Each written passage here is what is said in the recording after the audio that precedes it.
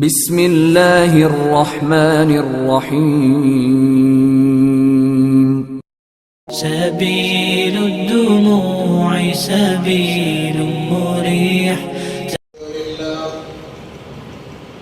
الحمد لله نحمده ونستعينه ونستغفره ونؤمن به ونتوكل عليه ونعوذ بالله من شرور أنفسنا ومن سيئات أعمالنا من يهده الله فلا مضل له ومن يضلله فلا هادي له ونشهد أن لا إله إلا الله وحده لا شريك له ونشهد أن سيدنا ومولانا محمدا عبده ورسوله. أما بعد، قال الله تبارك وتعالى في القرآن المجيد والفرقان الحميد: فأعوذ بالله من الشيطان الرجيم. بسم الله الرحمن الرحيم. يا أيها الذين آمنوا كتب عليكم الصيام كما كتب على الذين من قبلكم لعلكم تتقون أياما معدودات. وقال تعالى: شهر رمضان الذي أنزل فيه القرآن هدى للناس وبينات من الهدى والفرقان فمن شهد منكم الشهر فليصم. صدق الله العظيم. قال النبي صلى الله عليه وسلم: إذا جاء رمضان فتحت أبواب الجنة وغلقت أبواب النار وفصلت الشياطين. وقال النبي صلى الله عليه وسلم: من قام رمضان إيمانا واحتسابا قد غفر له ما تقدم من ذنبه ومن صام رمضان إيمانا واحتسابا قد غفر له ما تقدم من ذنبه أو كما قال صلى الله عليه وسلم. اللهم صل على سيدنا مولانا محمد في أول كلامنا. اللهم صل على سيدنا مولانا محمد في أوسط كلامنا. اللهم صل على سيدنا مولانا محمد في آخر كلامنا. اللهم لك الحمد كما أنت أهله وصل على محمد كما أنت أهله وافعل بنا ما أنت أهله فإنك أنت أهل التقوى وأهل المغفرة. اللهم صل على محمد كلما ذكره الذاكرون وصل على محمد كلما غفل عن ذكره الغافلون. رب اشرح لي صدري ويسر لي أمري واحلل عقدة من لساني يفقهوا قولي. اللهم صل على محمد وآله ألف ألف مرة.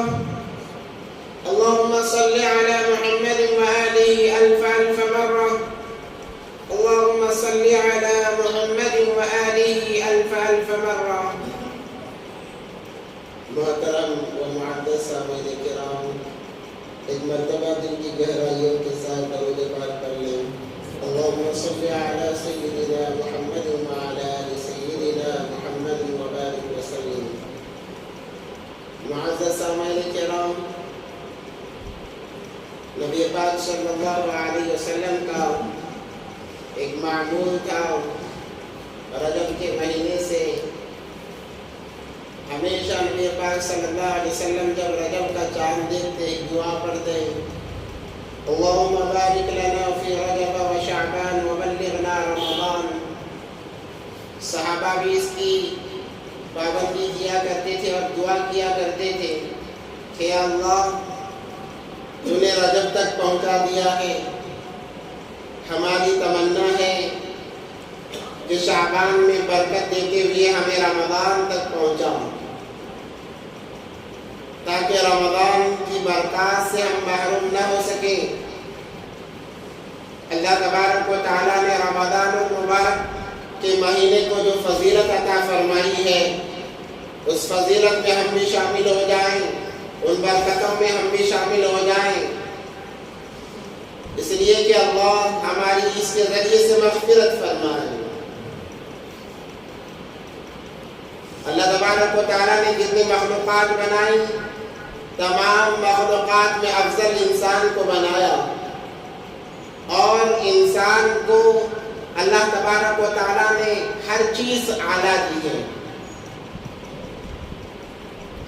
ایمان دیا سب سے اعلیٰ، ایمان کے بغیر نہ دنیا میں کامیابی نہ آخرت میں کامیابی ہے۔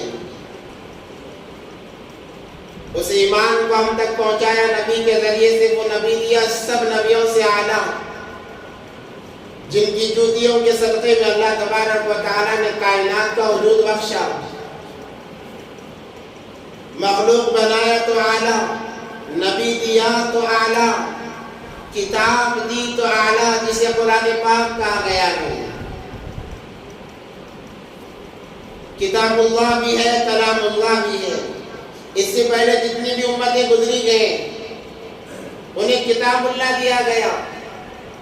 توریت کتاب اللہ ہے، کلام اللہ نہیں ہے، اللہ کی کتاب، کتاب اللہ سے مراد اللہ کی کتاب۔ زبور کتاب اللہ ہے، کلام اللہ نہیں ہے۔ انجیل کتاب اللہ ہے، کلام اللہ نہیں ہے۔ مگر اللہ تبارک و تعالیٰ نے اس امت کا جب نمبر آیا، موسیٰ علیہ السلام کی امت کو توریت دی کتاب اللہ، داؤد علیہ السلام کی امت کو زبور دی کتاب اللہ، عیسیٰ علیہ السلام کی امت کو انجیل دی کتاب اللہ۔ مگر جب اس امت کا معاملہ آیا، کہا کہ یہ اعلیٰ نبی کی اعلیٰ امت ہے، یہ اعلیٰ نبی کی اعلیٰ امت ہے، کتاب بھی اعلیٰ ہی دینا چاہیے۔ تو اللہ تبارک و تعالیٰ نے وہ کتاب دی جو کتاب اللہ بھی ہے اور اس کے ساتھ کلام اللہ بھی ہے۔ قرآن اللہ کا کلام ہے۔ احادیث میں آتا ہے جب انسان کو نبی سے بات کرنا ہے تو احادیث پڑھے، جب انسان کو اللہ سے بات کرنا ہے کلام اللہ پڑھے، قرآن شریف پڑھے، اس کے ذریعے سے انسان اللہ سے باتیں کرنے لگتا ہے۔ تو اللہ تبارک و تعالیٰ نے کتاب دی تو اعلیٰ دی۔ مہینوں کے اعتبار سے ایک مہینہ مقدس مہینہ جسے رمضان المبارک کہا گیا، وہ مہینے عطا فرمائے تو اعلیٰ دیے۔ 12 مہینوں میں 4 اشہر حرم کہا، اور ایک رمضان المبارک جو سب سے مقدم ہے مہینہ دیا تو اعلیٰ دیا۔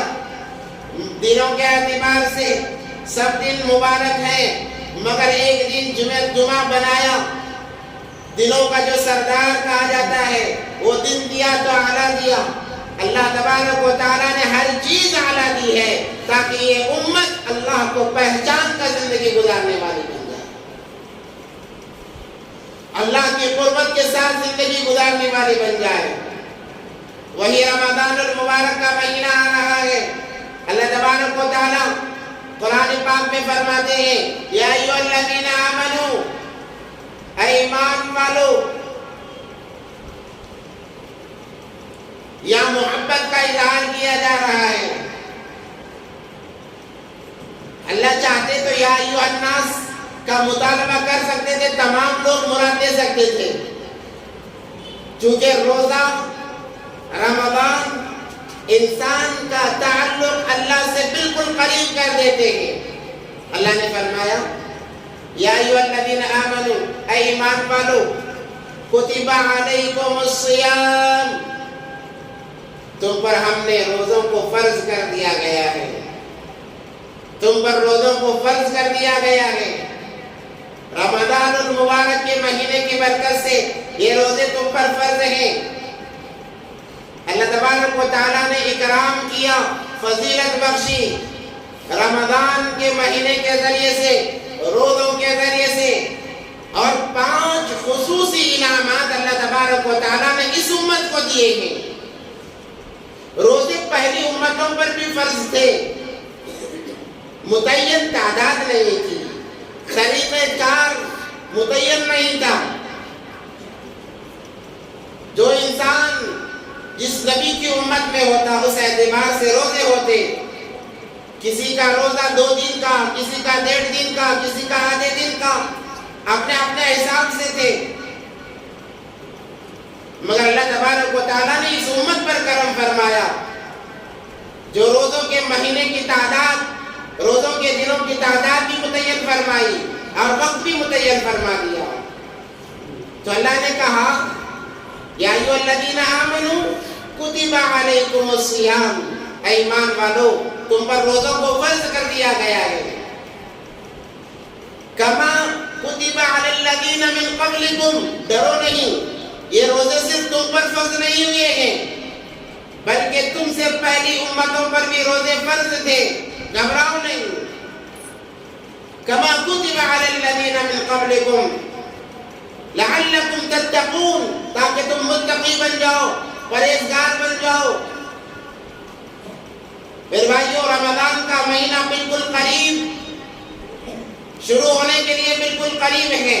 اس سے پہلے ہم تمام کو چاہیے کہ اس مبارک مہینے کے لیے ہم اپنے آپ کو مکمل طور پر تیار رکھیں۔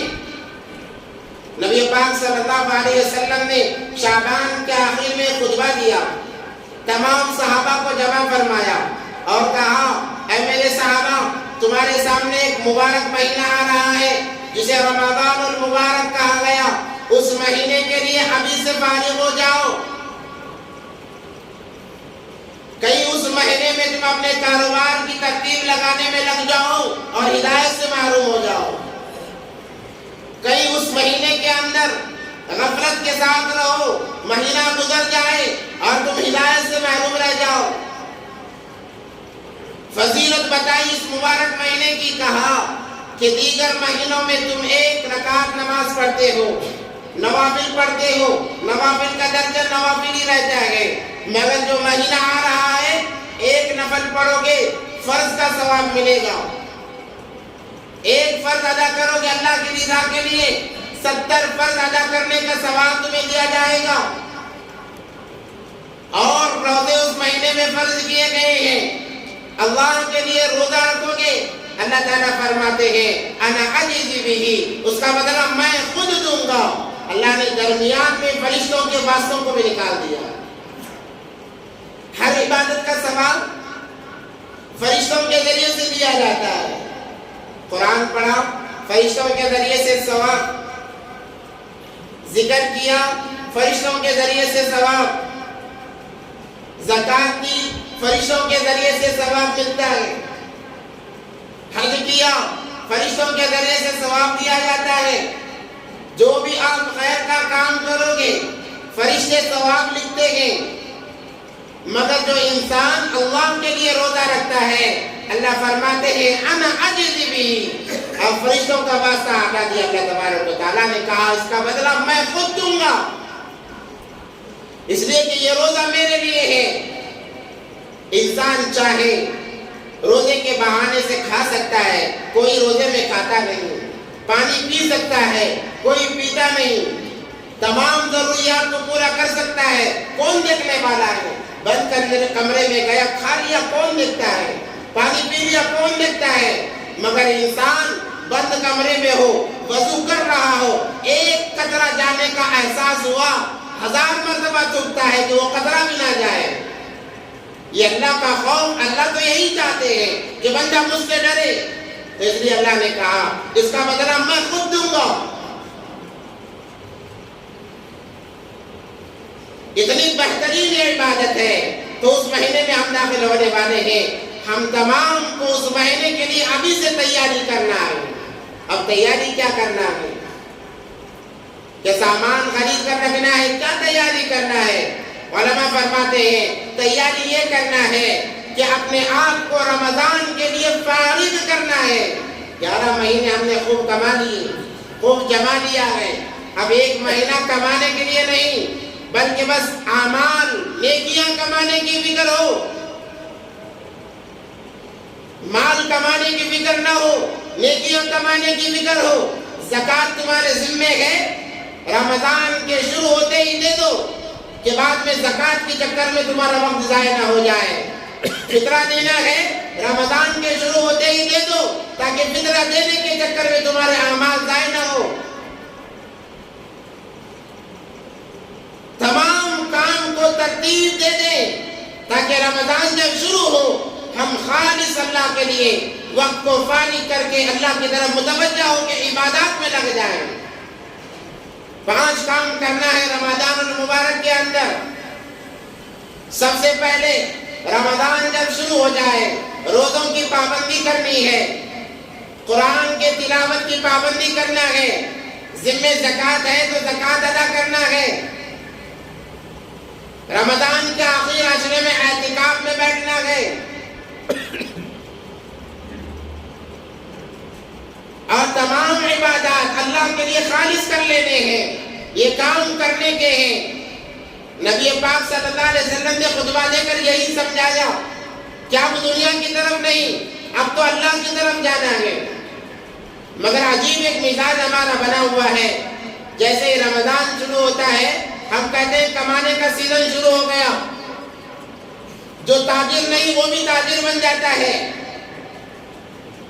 جسے پھل فروٹ بیچنے کا کوئی تجربہ نہیں وہ بھی ایک جگہ کھڑے ہو کر فروٹ بیچنا شروع کر دیتا ہے کہ رمضان کا مہینہ ہے، اب نہیں کمائیں گے تو کب کمائیں گے۔ اللہ تبارک و تعالیٰ نے اتنی فضیلت اس مہینے کی عطا فرمائی، مگر مسلمان ہدایت کو حاصل کیے بغیر کاروبار میں لگنا چاہتا ہے۔ یہ بہت غلط بات ہے۔ کاروبار کرنے سے ہمیں منع نہیں کیا گیا، بلکہ ترتیب بنائے اپنے کاروبار کی۔ آج کا ہمارا مسلمان کاروبار میں خود تو لگتا ہی ہے اور 4-5 لوگوں کو بڑھا لیتا ہے رمضان میں، تاکہ اس کے تو عمل ضائع ہو ہی رہے ہیں، اوروں کے بھی ضائع ہو جائیں۔ انہیں پیسوں کا لالچ دے کر کام پہ رکھ لیا جاتا ہے، نہ ان کے نماز کی فکر، نہ ان کے روزے کی فکر، نہ ان کی تلاوت کی فکر، نہ ان کے تراویح کی فکر۔ کہتے ہیں کام میں خلل نہ پڑے، روزہ چھوٹ جائے کوئی بات نہیں، قرآن کی تلاوت چھوٹ جائے کوئی بات نہیں۔ نبی علیہ السلام نے فرمایا میرے صحابہ خبردار، اپنے غلاموں پر زیادتی نہ کرنا، ان کے کام کو ہلکا کر دو، یا تو کام کو ہلکا کر دو ورنہ تم معاون بن جاؤ تاکہ روزہ رہنے میں انہیں دشواری پیش نہ آئے۔ نبی پاک صلی اللہ علیہ وسلم کا تو طریقہ کار یہ تھا، مگر آج کا مسلمان کیا کر رہا ہے کہ خود کی نمازیں چھوٹی جا رہی ہیں، روزے چھوٹ رہے ہیں، جو اس کے ماتحت میں کام کر رہے ہیں ان کے بھی روزے چھڑوا رہا ہے۔ ترتیب بٹھائیں، کیا ترتیب ہو کہ دیکھیں پہلے کہاں پر نماز ہو رہی ہے، تراویح کہاں شروع ہو رہی ہے، 2 لوگوں کو وہاں بھیج دیں، اور باقی لوگ ان کے آنے کے بعد تاخیر سے کہاں شروع ہو رہی ہے وہاں جا کر نماز ادا کریں، آپ کی نمازیں مکمل ہو جائیں گی۔ روزے کے ایام میں کام کو ذرا کم کر دیں، کتنا کما لیں گے؟ یہ مہینہ اصل مال کمانے کا نہیں، نیکیاں کمانے کا ہے، ہم نے اس کو مال کمانے کا ذریعہ بنا دیا، جس کی وجہ سے مبارک مہینہ ہم پر سے گزر جاتا ہے۔ رمضان المبارک کا مہینہ ہم پر سے گزر جاتا ہے، میں احساس بھی نہیں ہوتا کہ کون سا مہینہ گزرا ہے۔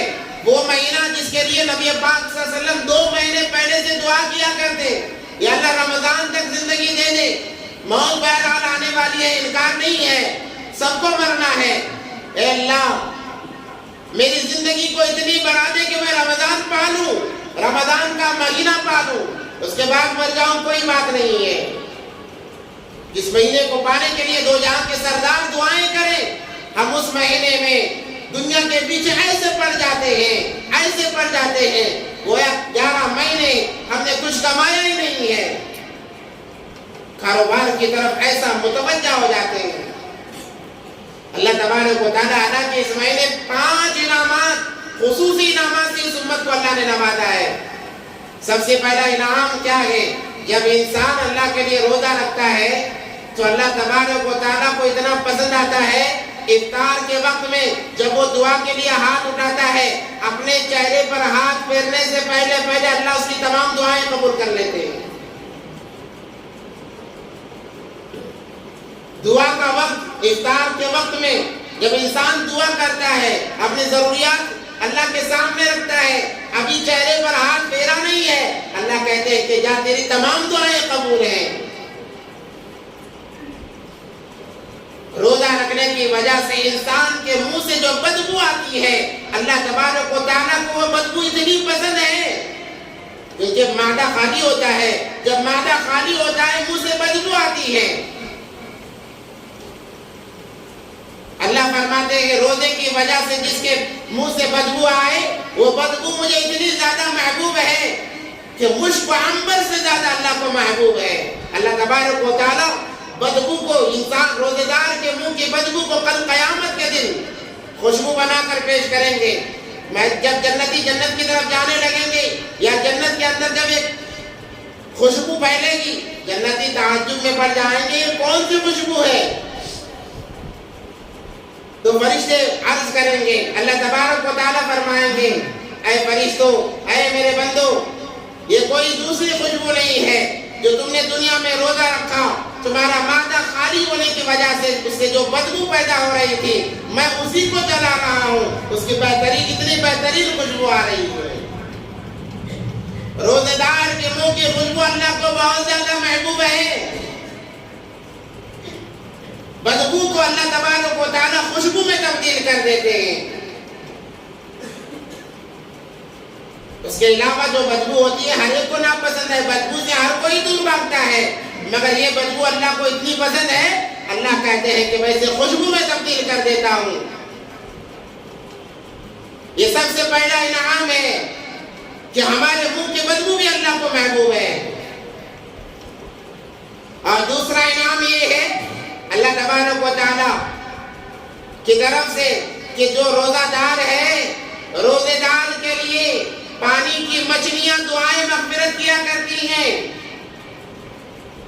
روزے کو معمولی نہ سمجھیں، پانی میں جو مچھلیاں ہوتی ہیں وہ مچھلیاں روزے دار کے لیے دعا کرتی ہیں کہ اللہ جو تیرے لیے روزہ رکھتا ہے اس کی مغفرت فرما دے، جو تیرے لیے بھوکا ہے اس کی مغفرت فرما دے۔ یہاں تک کہ فرشتے، عرش معلیٰ کو اٹھانے والے فرشتے، اللہ فرماتے ہیں فرشتوں اب تمہیں عرش اٹھانے کی کوئی ضرورت نہیں ہے، اب تم اپنے آپ کو فارغ رکھو، میرے روزے دار بندوں کے لیے دعا کرو، جب وہ دعا کرے ان کی دعا کو تم آمین کہو۔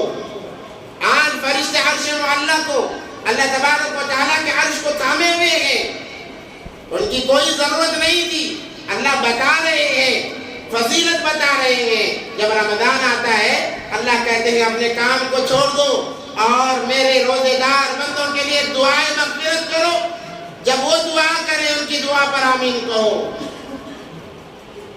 عرش معلیٰ کو اٹھانے والے فرشتے جب آمین کہیں گے کہ اللہ اس دعا کو رد کریں گے؟ مگر عجیب مسلمان ہے، ایک تو روزے کی پابندی نہیں ہوتی، روزہ رکھ بھی لیتے ہیں، جب اللہ سے مانگنے کا وقت آتا ہے ہم کھانے پینے کی چیزوں میں مصروف ہو جاتے ہیں کہ کیا پکایا جائے، کیا کھایا جائے۔ تو اللہ تبارک و تعالیٰ فرماتے ہیں کہ تیرے لیے مچھلیاں دعا کریں گی، میری رضا کے لیے روزہ رکھ لیں۔ اور تیسری خصوصیت یہ ہے کہ اللہ تبارک و تعالیٰ سرکش شیاطین کو قید کر لیتے ہیں، کہ جو انسانوں کو بہکانے والے شیاطین ہیں، اللہ تبارک و تعالیٰ بیڑیاں ڈال کر انہیں سمندروں کی تہہ میں قید کر دیتے ہیں کہ یہ بندہ میرے لیے عبادتیں کرنے والا ہے، کہیں ایسا نہ ہو کہ شیطان کے بہکاوے میں آ کر یہ عبادتوں سے دور ہو جائے۔ کیا انعامات اللہ تبارک و تعالیٰ نے عطا فرمائے ہیں۔ ایک تو بدبو کو خوشبو میں تبدیل کر دیا، مخلوقات کو دعا کے لیے معمور کر دیا کہ مغفرت کی دعا کرائی جائے، اور سرکش شیاطین کو قید کر دیا کہ اب دوسرے دنوں میں جو شیطان برائیوں کے لیے آمدہ کر رہا تھا وہ شیطان ہی نہیں رہے گا۔ اللہ نے کہا کہ آپ تو جتنا چاہے عبادت کر لے، شیاطین قید کر دیے جاتے ہیں۔ اس کے باوجود بھی مسلمان رمضان کے مہینے میں کتنی عبادتوں کی طرف گامزن رہتے ہیں ہم اندازہ لگا سکتے ہیں، یا ہم خود اپنی زندگیوں میں دیکھیں کہ ہم رمضان المبارک میں کتنے پابند ہوتے ہیں۔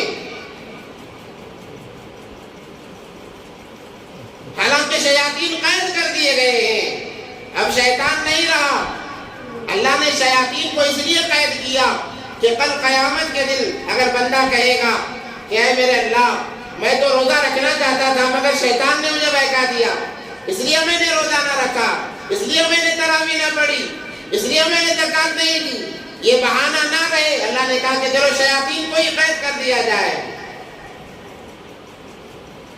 چوتھا انعام یہ ہے کہ اللہ تبارک و تعالی جیسے رمضان المبارک کا مہینہ شروع ہوا، اللہ ہر ایک کی جنت کو آراستہ و پیراستہ کرنا شروع کر دیتے ہیں۔ جنت ہے ایسی عالیشان جگہ جسے سجانے کی ضرورت نہیں ہے، جسے سنوارنے کی ضرورت نہیں ہے۔ مثال کے طور پر ایک انسان نے نیا گھر بنایا، ابھی گھر بنایا ہے، اسے داخل ہونا ہے، چند دن بعد شادی ہے بیٹے کی، انسان یہ نہیں سوچے گا کہ ابھی نیا گھر بنایا ہوں یا میں نے اوپننگ کی ہے تو پھر بیٹے کی شادی میں دوبارہ کیا سجانے کی ضرورت ہے، کیونکہ گھر نیا ہے، پہلے ہی سجا ہوا ہے۔ اس کے باوجود کیا کہتا ہے، بیٹا میرا ہے، اگر گھر کو نہیں سجاؤں گا تو کیا ہوگا، کیا رونق باقی رہے گی۔ سجے ہوئے گھر کو دوبارہ سجایا جاتا ہے تاکہ وہ کچھ اور اعلیٰ لگے اور دیکھنے والوں کو پسند آئے۔ تو اللہ تبارک و تعالی ہر انسان کی جنت کو سنوارنا شروع کر دیتے ہیں، فرشتوں کو مأمور کر دیتے ہیں کہ میرے بندے کی جنت کو سجایا جائے۔ فرشتے مہینہ بھر اس کے جنت کو سجانے میں لگ جاتے ہیں، مگر بدقسمتی سے جس کے نام کی جنت کو سجایا جا رہا ہے وہ جہنم والے اعمال کر کے جہنم میں گھر بنانے کی تاک میں لگا ہوا رہتا ہے۔ تو جنت کو سجایا جاتا ہے۔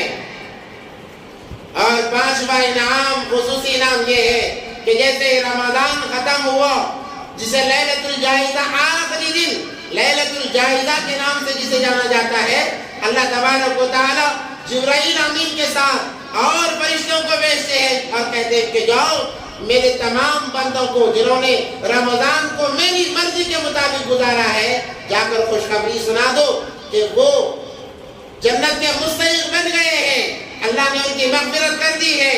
اسی لیے جب عید کی نماز پڑھ کر انسان واپس لوٹتے ہیں، راستے میں کھڑے ہو کر فرشتے مصافحہ کرتے ہیں کہ مبارک ہو، اللہ تبارک و تعالیٰ نے تمہارے گناہوں کو معاف کر دیا، اب تم اپنے گھروں کو ایسے لوٹو جیسے آج ہی تمہاری ماں نے تمہیں جنا ہے، تم آج ہی پیدا کیے گئے ہو، ویسے لوٹ جاؤ خوشی کے ساتھ میں۔ مگر یہ تمام چیزیں ان لوگوں کے لیے ہے جنہوں نے رمضان کو رمضان سمجھا، رمضان کو کمانے کا سیزن نہیں سمجھا۔ جو انسان رمضان المبارک کے مہینے کو کمانے کا سیزن سمجھتا ہے وہ نہ روزہ رکھتا ہے، وہ تو بہانے بناتا ہے۔ جیسے کہ آج ہمارا عام رواج بنا ہوا ہے، کوئی پوچھے بھائی روزہ ہو، بھائی 2 روزے کر لیا، پھر آخری بعد کے روزے شوگر ہے، بی پی ہے، شوگر کے بہانے سے فرائض کو چھوڑا جا رہا ہے، بی پی کے معمولی بہانے سے روزوں کو چھوڑا جا رہا ہے۔ یہی معاملہ دنیاوی معاملے میں آئے، کسی اچھے مالدار کے شادی میں جانے کا موقع ہو اور وہ مالدار اپنا قریبی بھی ہو، حالانکہ شوگر آؤٹ آف لیمٹ ہے، B P out of limit ہے، جب وہاں دسترخوان پر جاتے ہیں ہر چیز ذری ذری چکھ لی جاتی ہے کہ جو ہونا ہے بعد میں دیکھ لیا جائے گا۔ بھائی میٹھا نہ کھاؤ، شوگر ہے، کہتا ہے وہ اتنی بھی زیادہ شوگر نہیں، کھا سکتا ہوں، 1 پیالہ تو کھا سکتا ہوں، 1 پیالہ تو میں کھا ہی سکتا ہوں، اتنی بھی زیادہ شوگر نہیں ہے، حالانکہ شوگر آؤٹ آف لیمٹ ہے، اس کے باوجود بھی میٹھا کھا رہا ہے۔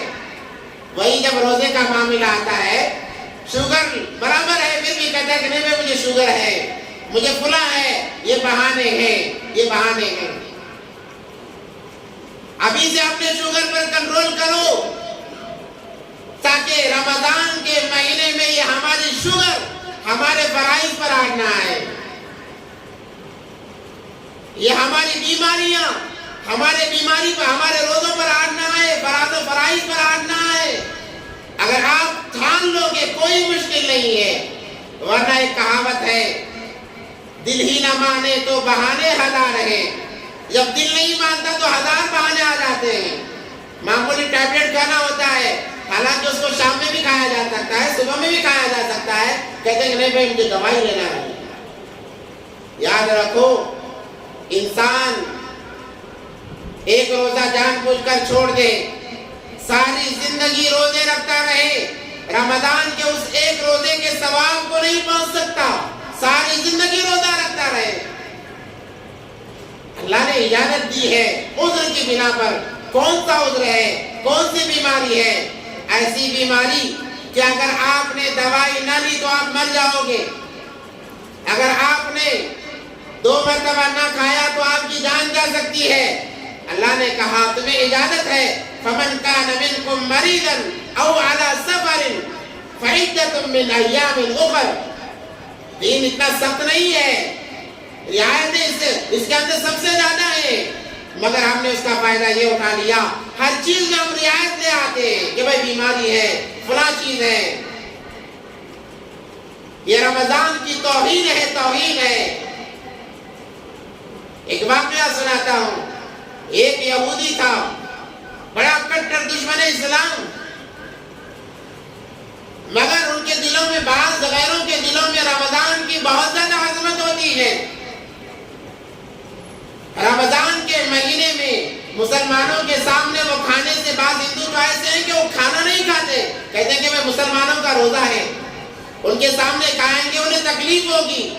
آج کا غیر اتنی لحاظ کر رہا ہے، مگر ہمارا مسلمان ہوٹلوں میں کھڑے ہو کر کھاتا ہے، بازاروں میں کھاتا ہے۔ گویا سر عام علی الاعلان اللہ سے جنگ کا اعلان کر رہا ہے کہ مجھے کون روکتا ہے۔ بازاروں میں کھڑے ہو کر کھانا، ہوٹلوں میں کھانا رمضان کے مہینے میں، یہ اللہ سے بغاوت کا اعلان ہے۔ اتنی بغاوت کرنی ہوتی، اس سے اچھا تھا کہ تو پیدا ہی نہ ہوا ہوتا۔ کیا اعلان اعلان دین کو بدنام کیا جا رہا ہے، اسلام کو بدنام کیا جا رہا ہے۔ تو رمضان کا مہینہ آیا، رمضان کے مہینے میں اس کا کاروبار بازار میں چونکہ تھا، اس کا بیٹا دوپہر میں کھیلتا ہوا آیا، بھوک لگی تو وہ بازار میں مسلمانوں کے کام کاج کی جگہ کھڑے ہو کر کھانے لگا۔ اسے بڑا غصہ آیا، اس نے ایک تھپڑ لگایا، کہا کہ مسلمانوں کا رمضان چل رہا ہے، کام کرنے والے مسلمان ہیں تو ان کے سامنے کھاتا ہے، تو شرم نہیں آتی؟ چند دن گزرے، اس کا انتقال ہو گیا۔ کسی نے خواب میں دیکھا کہ وہ جنت میں سیر کر رہا ہے۔ پوچھنے والے نے پوچھا کیا بات ہے، تو غیر تھا، تو جنت میں کیسے سیر کر رہا ہے؟ تو اس نے کہا کہ رمضان کے مبارک مہینے کا میں نے احترام کیا، جس جگہ مسلمان روزے سے کام کیا کرتے میرے بیٹے نے کھایا، مجھے غصہ آیا، میں نے اسے ایک تھپڑ لگایا۔ اللہ کو یہ ادا اتنی پسند آئی کہ مرنے سے پہلے اللہ نے مجھے کلمہ نصیب کیا اور مجھے جنت میں داخل فرما دیا۔ رمضان کا احترام کرنے پر اللہ تبارک و تعالیٰ یہ مقام عطا فرماتے ہیں۔ جو انسان رمضان کو رمضان سمجھ کر روزے کے ساتھ میں، تراویح کے ساتھ میں گزار دے، اس کے لیے کیا انعامات ہوں گے ہم اندازے لگا سکتے ہیں۔ تو میرے بھائیو، دین کو بدنام ہم نہ کریں، ہماری وجہ سے دین بدنام ہو رہا ہے۔ آپ کہیں گے وہ کیسے؟ کہ مبارک مہینہ آتا ہے، ہم بغیر روزے کے گزار دیتے ہیں، بغیر نمازوں کے گزار دیتے ہیں، جس میں ایک فرض 70 فرائض کا ثواب رکھتا ہے، ایک نفل فرض کا ثواب رکھتا ہے۔ آپ کو کاروبار سے منع نہیں کیا گیا، ہمارا ایمان اتنا مضبوط نہیں، صحابہ تو کام چھوڑ دیتے کہ چلو کام چھوڑ کر بیٹھ جائیں، اس سے منع نہیں کیا گیا کہ آپ کام کرو، مگر اس کا استقبال کرو۔ جیسے ہمارے گھروں میں شادی ہوتی ہے، شادی وقت مقررہ پر ہو جائے گی، یہ سوچ کر ہم خاموش نہیں بیٹھتے، 3-4 مہینے پہلے سے ہم تیاریاں کر رہے ہیں کہ فلاں چیز لانا ہے، فلاں چیز لانا ہے، ڈیکوریشن کرنا ہے، فلاں چیز کرنا ہے۔ ارے بھائی سب تو ہے، اور کیا سجاؤ گے؟ کہتا ہے کہ بھائی شادی ہو رہی ہے، اکلوتے بیٹے کی شادی ہے، بیٹی کی شادی ہے، سب سے علیحدہ ہونا چاہیے، سب سے الگ ہونا چاہیے. اس کی تیاریاں لاکھوں روپے خرچ کیے جا رہے ہیں. اور رمضان جب آتا ہے ہم کوئی تیاری وغیرہ نہیں کرتے، بس آ جائے گزر جائے. یہ بدنامی نہیں تو اور کیا ہے. اس لیے ارادہ کریں کہ جب رمضان المبارک ہمیں مل جائے اور مل رہا ہے، یہ ہمارے لیے بڑی خوش قسمتی کی بات ہے. ہم بھی دعائیں کریں کہ یا اللہ یہاں تک پہنچایا ہے تو رمضان تک بھی پہنچا دیں. اتنی خاصیت اس رمضان المبارک کے مہینے کے اندر ہے.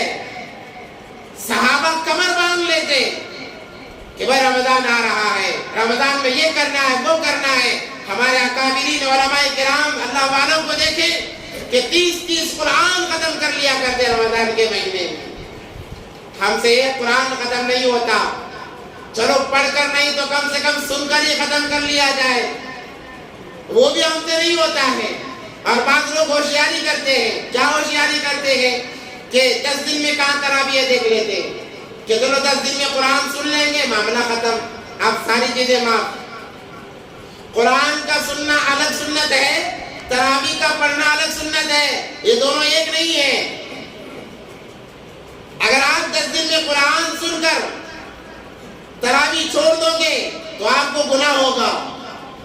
آپ کہو گے میں نے 10 دن میں پڑھ لیا ہے، یہ کافی نہیں ہے. پورا مہینہ تراویح پڑھنا سنت ہے.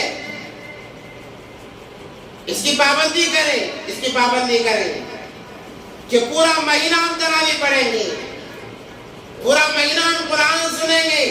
ترتیب بٹھائیں، اگر ترتیب ہو جائے گی کوئی مشکل نہیں، کوئی دشوار نہیں ہے.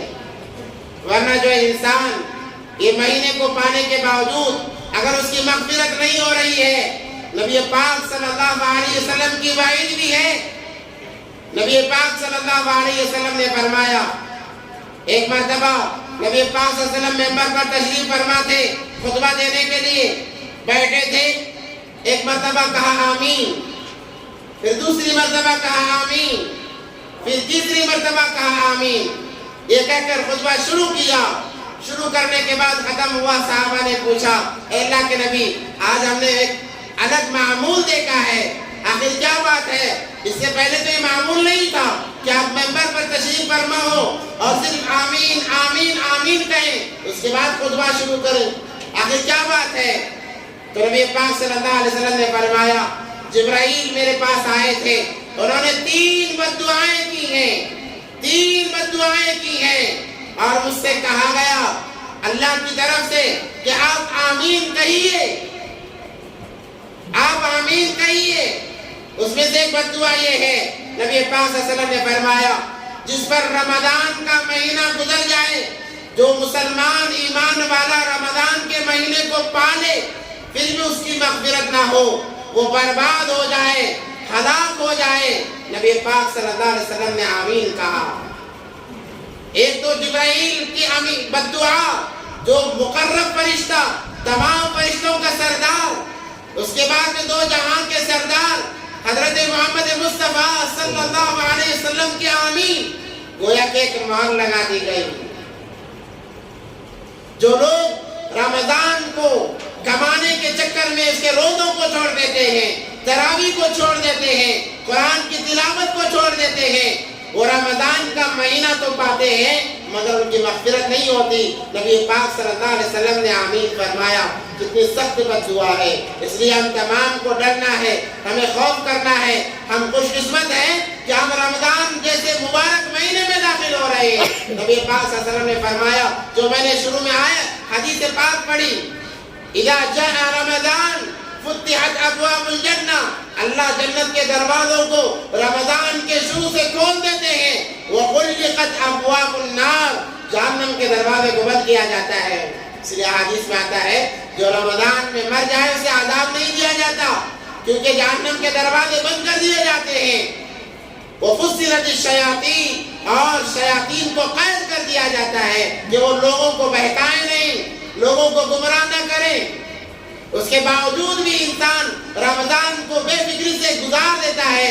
نبی پاک صلی اللہ علیہ وسلم کی 3 بددعائیں ہیں، اس میں سب سے بڑی بددعا یہ ہے کہ وہ ہلاک ہو جائے، وہ برباد ہو جائے، وہ نامراد ہو جائے. اور جس کے حق میں یہ بددعا قبول ہو جائے تو کہاں سے آباد ہوگا؟ لاکھوں عاملوں کے چکر لگا دو، بددعا کس کی ہے؟ جبرائیل امین کی ہے۔ بددعا کس کی ہے؟ دو جہان کے سردار کی ہے۔ اس سے بڑھ کر بددعا کس کی ہے؟ خود اللہ تبارک و تعالیٰ کی ہے۔ ہزاروں عامل آپ کو کچھ نہیں کر سکتے۔ لگا لو جتنے چکر لگانے ہیں۔ اس لیے رمضان المبارک کا مہینہ آ رہا ہے، بڑا مبارک مہینہ ہے۔ اپنے آپ کو فارغ کریں عبادتوں کے لیے، تراویح کی ترتیب بنائیں، روزوں کی ترتیب بنائیں، ذکر و اذکار کی ترتیب بنائیں۔ کام اپنی جگہ چلتا رہے، مگر ہمارے درمیان کام کرنے والا نمازوں سے محروم نہ رہے، تراویح سے محروم نہ رہے، روزے سے محروم نہ رہے، ورنہ میرے بھائیوں مرنے کے بعد حساب دینا پڑے گا انشاءاللہ۔ اگر موقع ملا آئندہ جمعہ اور دو بڑی بڑی بددعائیں ہیں، وہ کون سی بددعائیں ہیں انشاءاللہ موقع ملا اگلے جمعہ بیان کیا جائے گا۔ اللہ سے دعا ہے کہ اللہ ہم تمام کو آنے والے مہینے کی قدر کرنے کی توفیق عطا فرمائے، اور وہ مہینہ آنے سے پہلے تمام ترتیب بنانے کی توفیق عطا فرمائے۔ اور اللہ سے دعا ہم کریں کہ اللہ تبارک و تعالیٰ اس مہینے میں ہمیں داخل فرمائے۔ وآخر دعوانا الحمدللہ رب العالمین۔